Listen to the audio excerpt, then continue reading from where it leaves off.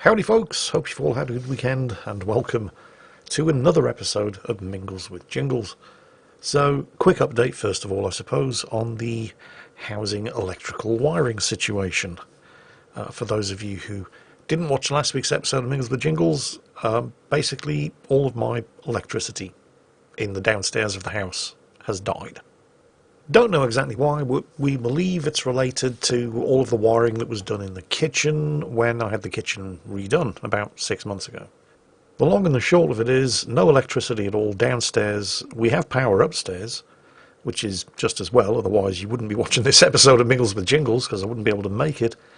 So I've run an extension cable downstairs so I can at least have a fridge and a freezer, even though I can't actually cook anything in the fridge or the freezer, but at least, everything that's in the freezer isn't going to rot. So for more than a week now I've been living on sandwiches and takeaways, and I've been taking all my laundry to a laundrette.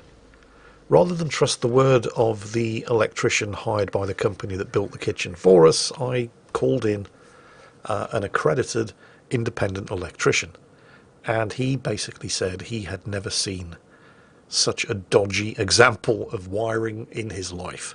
Just as an example of the kind of work that they did. And for those of you who know anything about electrical wiring, this will probably amuse you. I, of course, know nothing about electrical wiring, but this is as it was explained to me by the accredited electrician that I got in to check everything.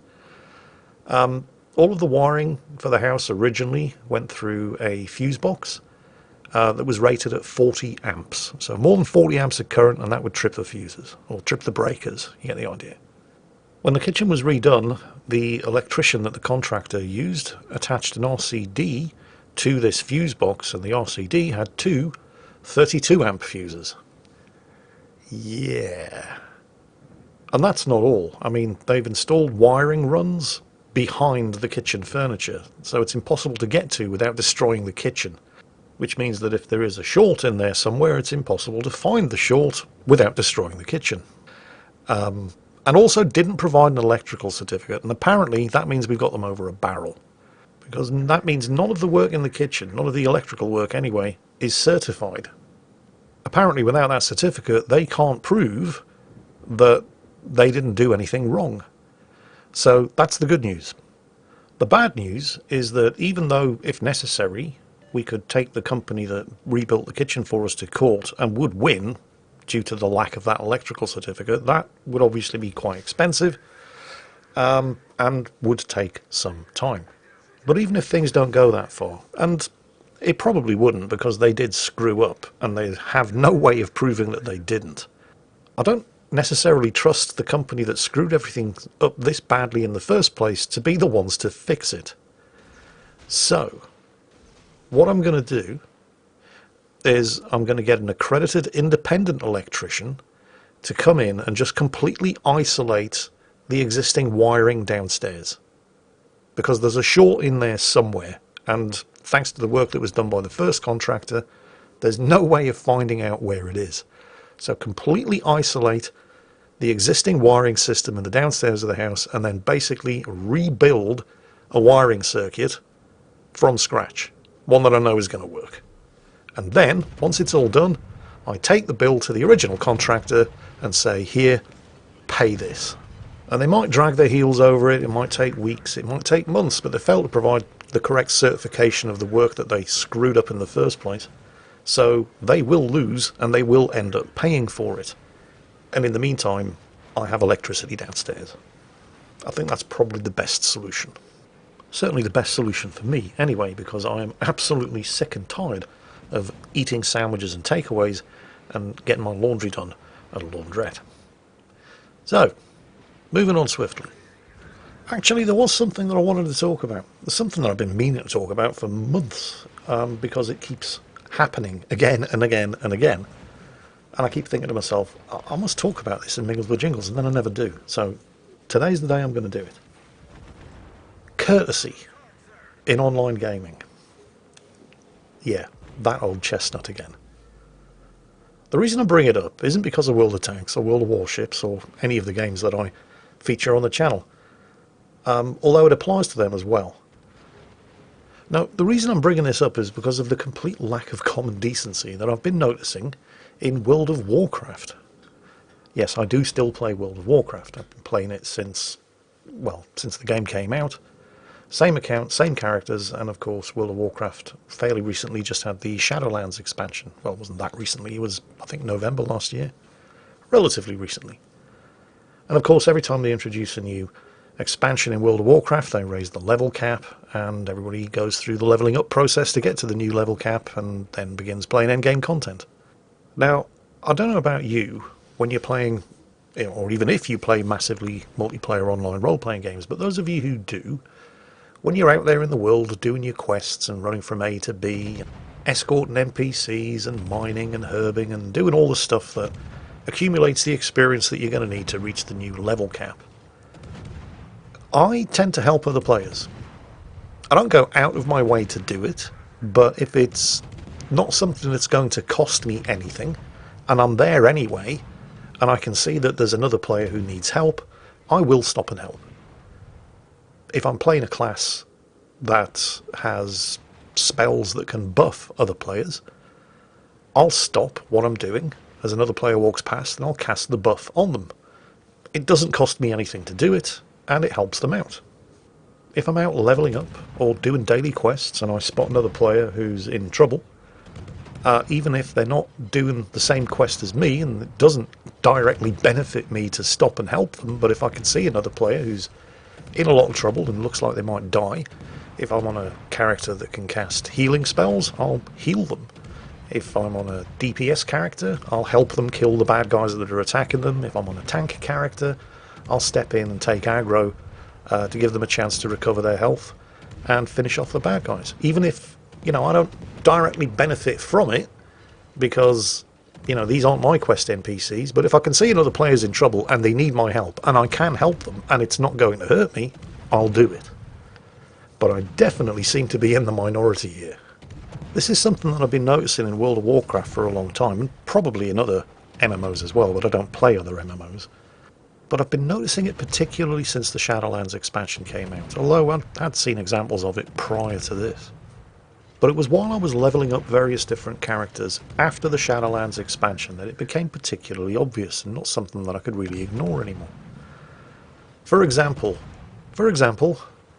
on an occasion where I'd buffed a random character as we were both going about our business, or when I'd stepped in to save the ass of another character as we were both going about our business, the first thing I noticed was that nobody ever thanked me for it.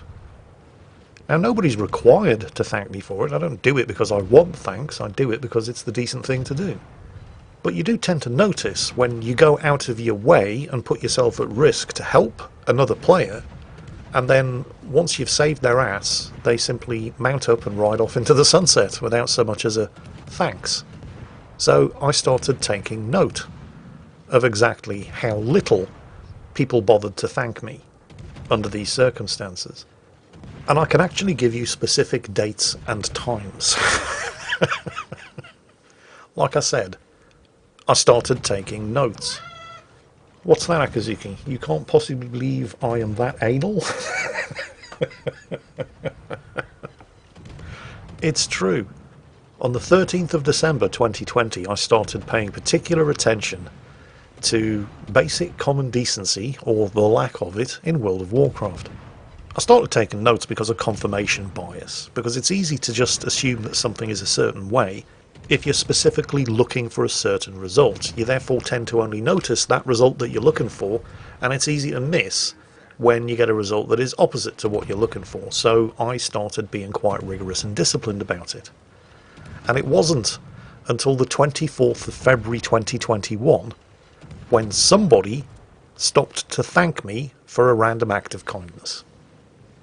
And I play World of Warcraft every day for at least a couple of hours on multiple different characters. Some of them were healers, some of them were tanks, some of them were DPS. All of them, in whatever way they could, if I saw somebody else that was in trouble, or needed help, or could just use a friendly buff, I stopped and did it. And it took more than 3 months before the first person bothered to thank me for it.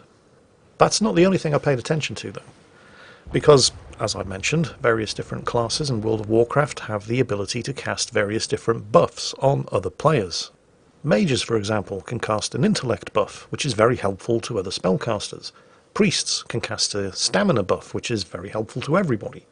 So if I was ever on my mage or my priest, I would often be doing drive-by buffing of various different other players, providing they were in range and I wasn't doing anything else at the time.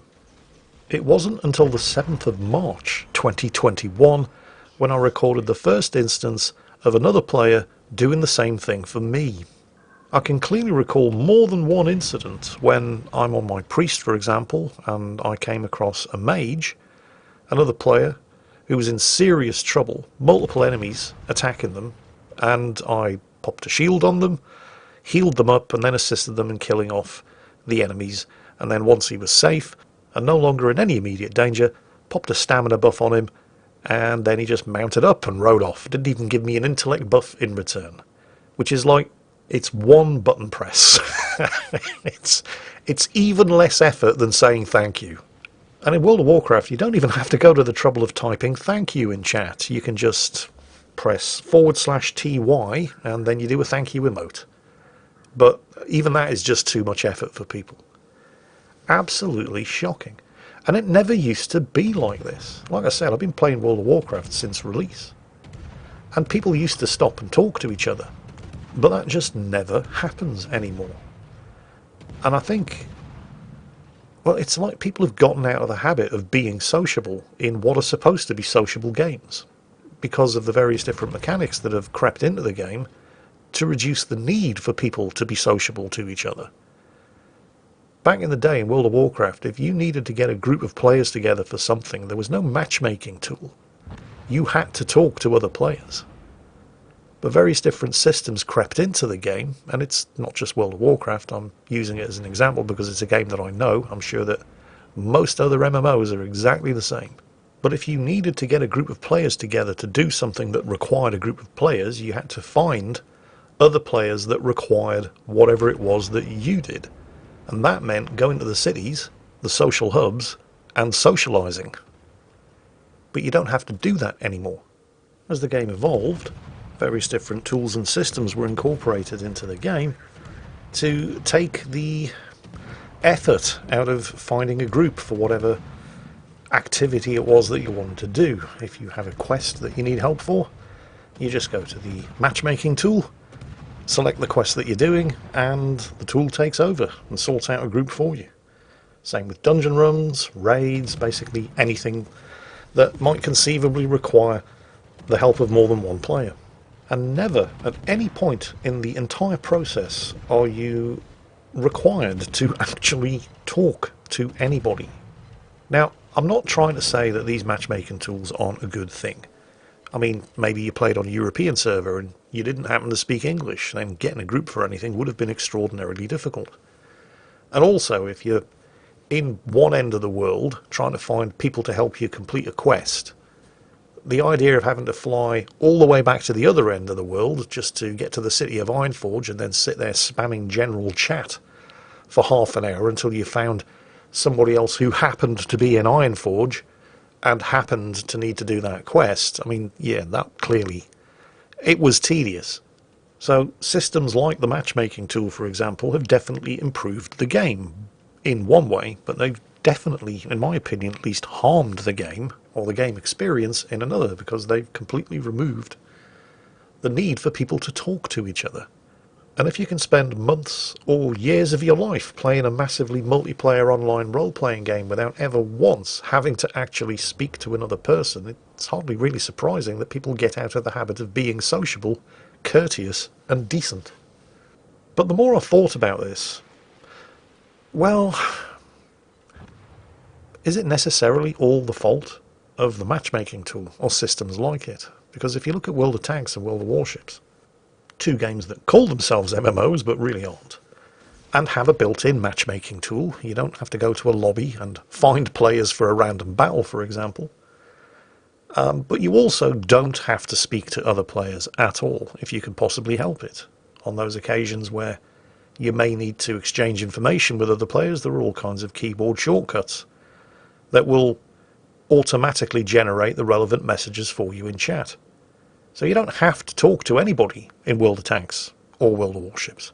or War Thunder, or Call of Duty, or any other multiplayer online game. But they do all still have chat boxes, and they do get used, just very rarely in a good way. It turns out that maybe people not bothering to talk to me in World of Warcraft is actually not quite as bad as it could be. Because when people bother to talk to me in most other online games, it's rarely because they want to tell me how well they think I've played. If you know what I mean. It seems that the only reason that most people can ever be persuaded to use the chat function in any kind of multiplayer game is to be an absolute dick. And once I came to this conclusion, I was forced to reassess my opinion of World of Warcraft players, because while on the one hand it is exceptionally rare in World of Warcraft these days, and probably the same in other MMOs, exceptionally rare to see people bothering to be even the slightest bit sociable. It's been years since I can remember people abusing the chat function to be outright dicks to each other. So perhaps I should be grateful for what we have. I mean, if the absolute worst thing that I have to put up with in World of Warcraft is people not saying thank you 7 or 8 times a day, well, that's not really too bad, is it? It could be a lot worse. Well, anyway, moving on swiftly, what I was planning to do now was another new section of Mingles with Jingles, something that I've been planning to do for a while, and I was going to call it Bullshit or Not. And the idea would be that I would relate a fact to you that sounded so outrageous that you couldn't possibly believe it was true, and you'd have to figure out whether or not it was bullshit. Sound like fun? I thought that sounded like fun. So anyway, in preparation for this new Mingles with Jingles segment, I had to, of course, head to YouTube, because that's where I get most of my outrageous facts. Channels like Simon Whistler's Today I Found Out, or the QI channel, for example. Always a great source of stuff that everybody thinks is true, but isn't, or stuff that nobody would possibly believe, but is in fact true. So I get to YouTube by going through my YouTube channel studio. Imagine my surprise when I logged into my YouTube channel studio to find that, according to YouTube, this channel has no videos. For those of you who perhaps don't run YouTube channels and don't fully understand the enormity of that simple statement, this channel has no content, let me try to put it to you in a way that you may understand. It's kind of like turning up to work in your shop one morning only to find that all of your stock has disappeared overnight. Like turning up to work at your accountancy firm or legal firm only to find that every file on every computer has been deleted. And all of your filing cabinets have been emptied out too. Oh, you can imagine my joy. Yeah, I had a bit of a brown trouser moment. So, yeah, I went into mild panic mode. Switched accounts quickly, went to the Home with the Gnome channel. Guess what? This channel also has no content. Well, shit. Straight away, I went to my Gmail account, started looking for messages from YouTube telling me that my account had been suspended. And since I knew that there were videos on my channel this morning, I didn't have to go back too many days before I realised that whatever had happened, YouTube hadn't bothered informing me of it. Went to the Salt Mines Discord server. Is it just me, or does my channel suddenly have no content? Because that's what YouTube's telling me. And then I had a brainwave. Why don't I go to Google and just search for the Mighty Jingles? And sure enough, there it is. The Mighty Jingles YouTube channel, 2,800 videos. Well, thank fuck for that. Tried logging back into YouTube's Creator Studio. There's my channel.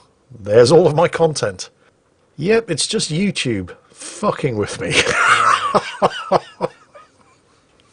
I absolutely shit myself.